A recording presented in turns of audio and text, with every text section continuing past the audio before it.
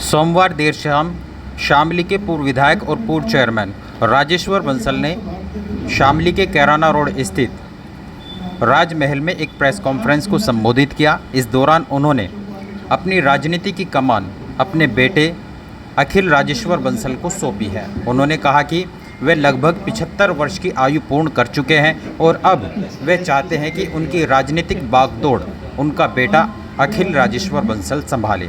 उन्होंने आगामी विधानसभा चुनाव को लेकर भी चर्चा की, जिसमें उन्होंने स्पष्ट कहा कि उनका बेटा शामली विधानसभा से समाजवादी पार्टी के टिकट पर चुनाव लड़ेगा। उन्होंने ये भी कहा कि टिकट वे मांग रहे हैं, राजनीति में कोई भी चुनाव लड़ सकता है और सभी को टिकट मांगने का अधिकार है। इसके अलावा उन्होंने बताया कि शामली शहर से लेकर आसपास देहात क्षेत्रों में उन्होंने शिक्षा को लेकर अनेकों कार्य किए हैं, जिसमें शामली के कनिका कॉम्प्लेक्स में बेटियों के लिए निःशुल्क कोचिंग सेंटर चल रहा है, जहां पर करीब 25,000 से अधिक बेटियां पढ़कर आगे बढ़ चुके हैं। एक विधायक भी है हमारा, एक एमपी भी बनी है हमारी, लेकिन अभी जितना उधर है पूरब में उतना वर्चस्व इधर नहीं है। तो ये कोशिश की जा रही है कि भाई ये यहाँ भी इसका बहुत ध्यान रखा जा रहा है, बनाया। तो ये इस परिचय के लिए ही आज आप लोग हमने कहा था कि वो परिचय हो जाए, बैठ के सबसे बातचीत हो जाए। कोई भी आज किसी भी तरह का इस तरह का मामला नहीं है कि कोई बात किसी पार्टी के बारे में किसके बारे में की। मैं अपने बारे में बताऊँ, सबको मालूम है क्या होगा। विधायक नहीं, ऐसा तो कुछ है नहीं। 88 में मैं सबसे पहले चेयरमैन बना था। 74 से लेकर 88 तक ये बोर्ड पूरे उत्तर प्रदेश में डिजोल्व रहे थे, एसडीएम इंचार्ज थे उसके। 88 में पहला इलेक्शन हुआ और वो इलेक्शन, उससे पहले जो इलेक्शन होते थे वो मेंबर से होते थे, लेकिन 88 का पहला इलेक्शन था जो डायरेक्ट, तो उसमें मैं लड़ा। परमात्मा की कृपा हुई, आप लोगों का आशीर्वाद हुआ, बुजुर्गों का, मैं बहुत थोड़े लोगों से जीत गया, चेयरमैन बन गया। 1 साल बाद ये एमएलए का इलेक्शन आ गया, लोगों ने कहा ये भी लड़ो, इंडिपेंडेंट ही लड़ पड़ा मैं, और परमात्मा की ऐसी कृपा हुई, वो भी जीत गया। और 2.5 साल का समय ऐसा रहा, 2-2.5 साल का समय ये, जिसमें मैं दोनों पोस्ट रही, चेयरमैन भी और विधायक। लेकिन वो अब नहीं रहा, उस वक्त था कानून ऐसा कि भाई 2 पोस्ट रह सकती थी। मेरे साथ 5 थे ऐसे, हम विधानसभा में 5 चेयरमैन थे, 5 विधायक थे जो चेयरमैन भी थे और विधायक भी थे। सीतापुर के थे, देवरिया के थे, 4-5 लोग थे, सारे को ध्यान नहीं मेरे को। तो उस वक्त ऐसा था, अब नहीं है। उसके बाद फिर मैं 2000 में चेयरमैन बना, 2011 तक रहा 2 बार। फिर अपनी बार 17 से हमारी पत्नी मेरी लेडी सीट हो गई थी, तो 4 बार चेयरमैन रहे। परमात्मा की बहुत कृपा रही, बहुत लोगों का आपका आशीर्वाद है। बहुत शामली के लोग हमें चाहते भी हैं, पसंद करते हैं, ये उनको बहुत बड़ी हमका विशेष करते हैं। और अब ज़्यादातर समय मैं अपना चैरिटी में देना चाहता हूँ, दे भी रहा हूँ। और ये भी मैं आपको एक कागज़ भी दूंगा, मैं तो एक ही कागज़ है भी मेरे पास हो कि मैं 1 अप्रैल से अब तक मैंने ये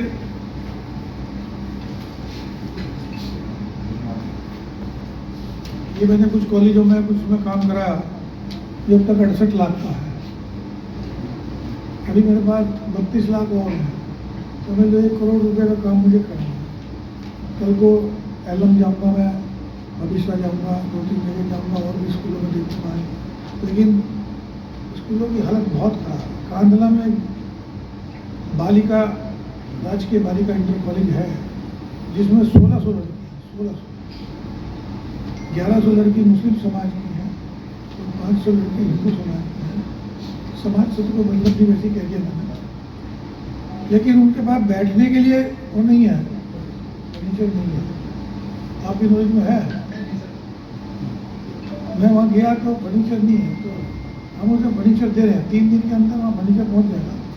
9वीं 10वीं क्लास को ही दे रहे हैं, पूरे कॉलेज को तो नहीं दे सकते एकदम। 9वीं 10वीं क्लास का फर्नीचर 7.5 लाख का। अभी बहुत बढ़िया तजुर्बा एक मुझे हुआ, बढ़त में हमने 400 बच्चों का दिया अभी 1-1.5 महीना पहले, मेरे ख्याल से जून में दिया, जुलाई में खुले स्कूल, जुलाई में 50 बच्चे बढ़ गए। टाट पट्टी में बैठते थे तो 50 बच्चे बढ़ गए। बड़ी गजब की बात ये हुई, मेरे पैसे वसूल हो गए इसमें। मैं आपको ज़रा फोटो दिखा सकता हूँ उसका कि हमने फर्नीचर क्या दिया। ये मैं आपको 2 मिनट के लिए फोटो दिखाता हूँ। 16 लाख रुपए का फर्नीचर मैंने और लिया, जो कांदला में दिया जाएगा, नाला में दिया जाएगा, और बनत के 2 स्कूल अभी बच रहे हो वो उनमें दिया जाएगा।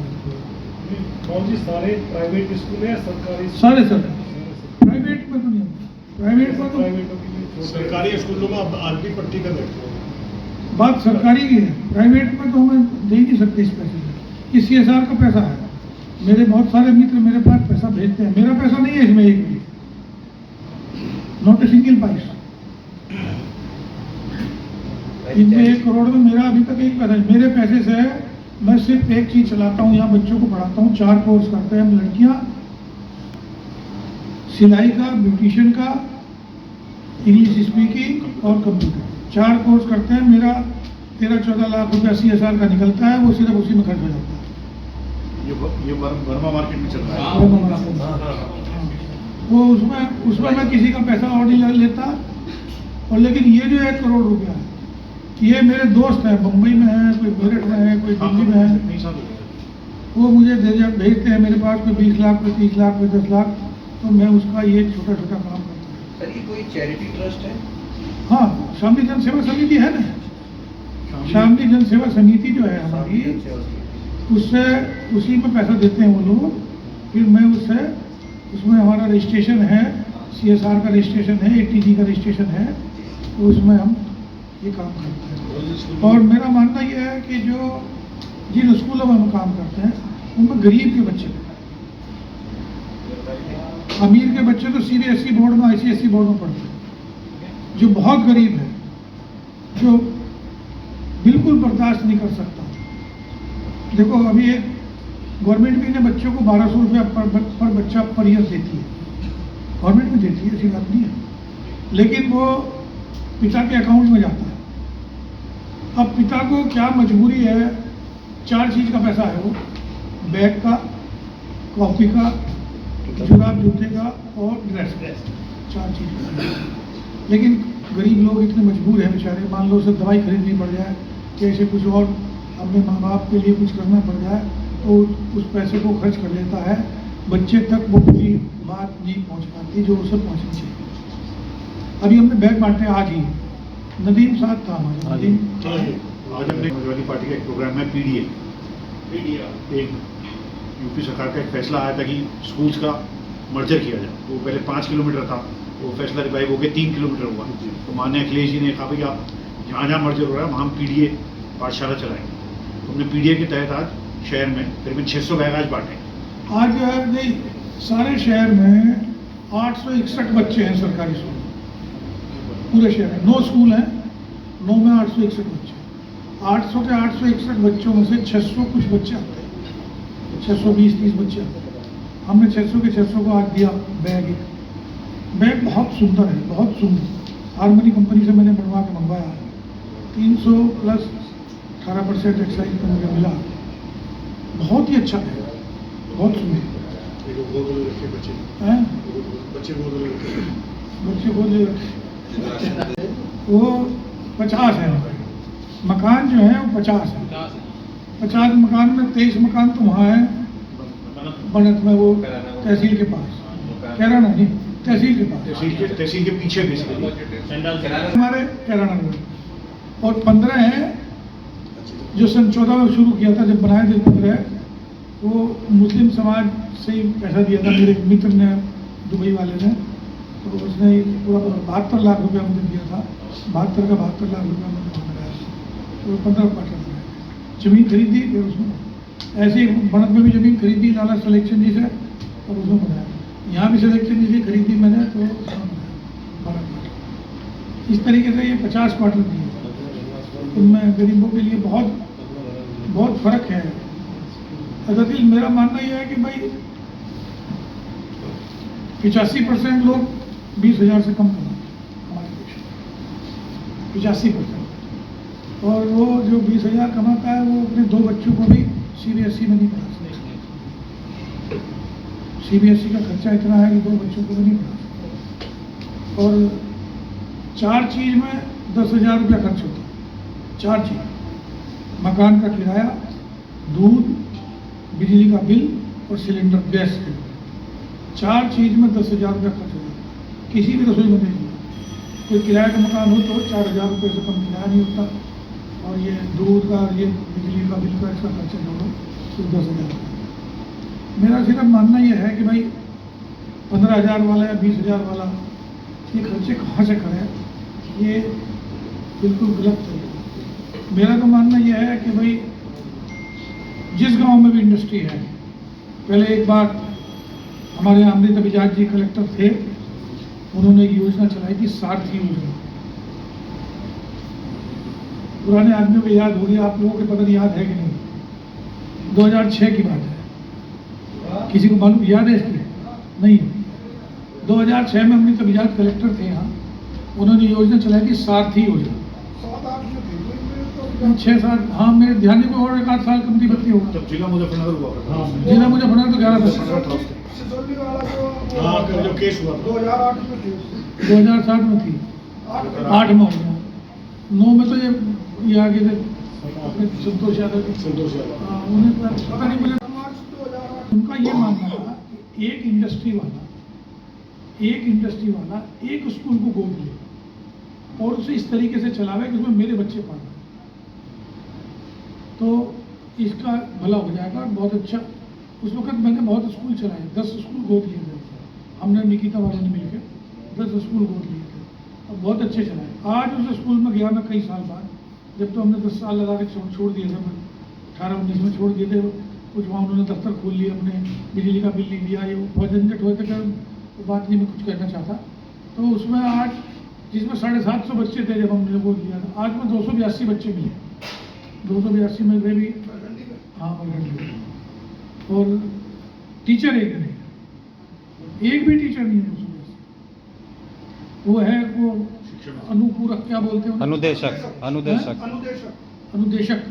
अनुदेशक को एक को प्रिंसिपल बना रखा, और कोई वहाँ पंखे भी नहीं मिले आज। बल्कि हमारे बहुत नाराज हो गए थे हमारे IG साहब के, भाई तुमने पंखा क्यों नहीं लगा रखा, जब पंखा वहाँ रखा है चल क्यों नहीं रहा, लटकाना था फिर लटका।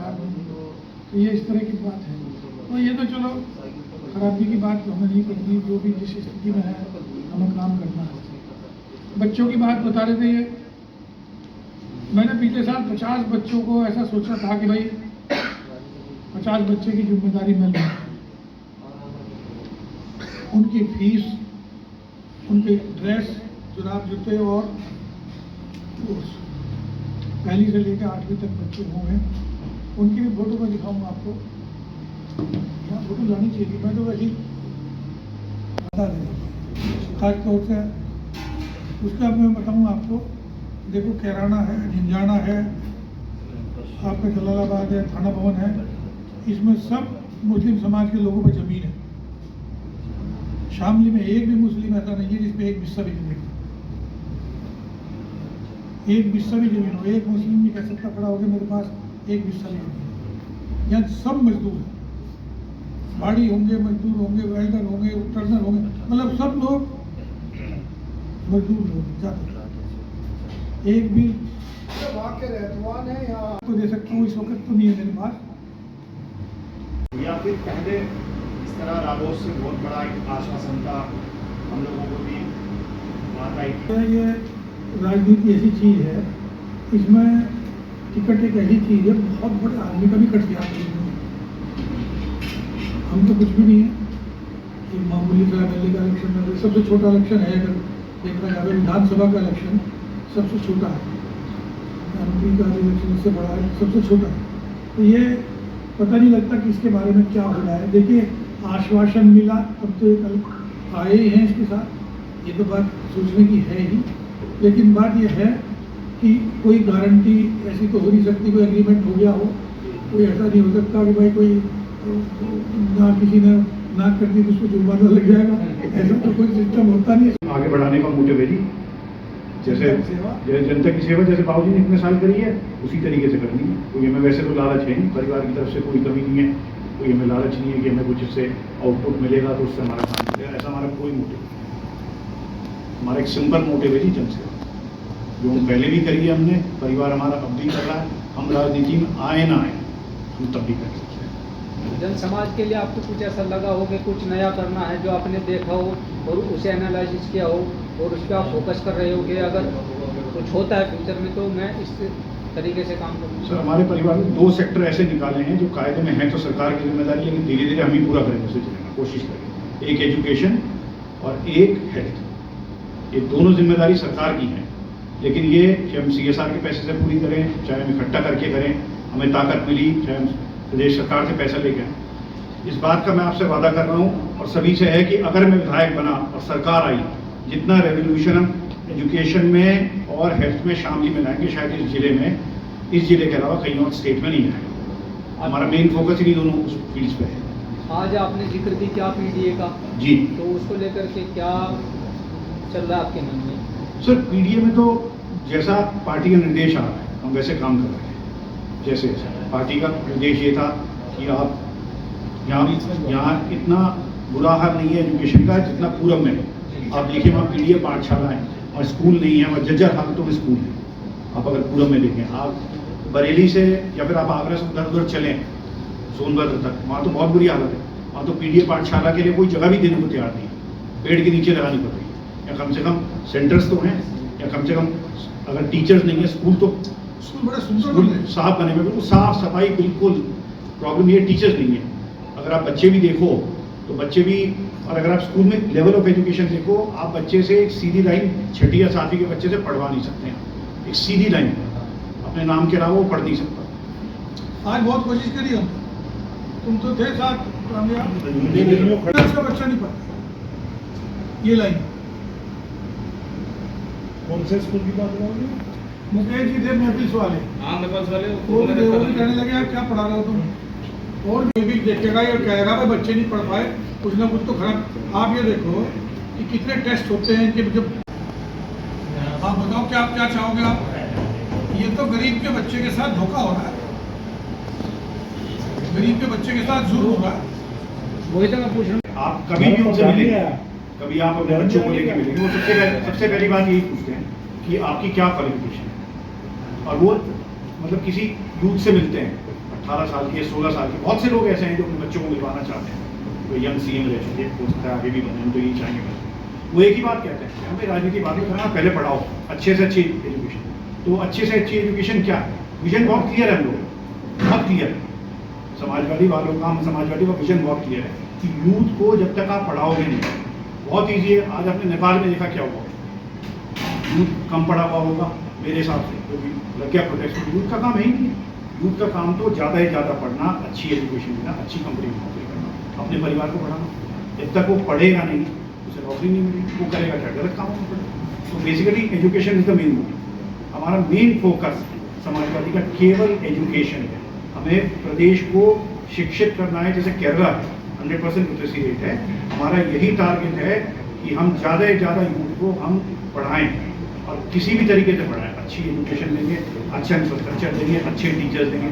अब 1200 रुपये बाबूजी ने बताया, 1200 रुपये मिलते हैं। समाजवादी के टाइम में पूरा किट मिलता था, शूज़ भी मिलते थे, बैग भी मिलता था, बुक्स भी मिलती थी, 2 जोड़ी ड्रेसेस भी मिलती थी। अब पैसे मिलते हैं, फर्क देख लीजिए। खाना खिलाते हैं, तो मेरे यार मिड डे मील में भी आप देखिए कितनी शिकायत। मिड डे मील में भी आप जानते हो जो खाना है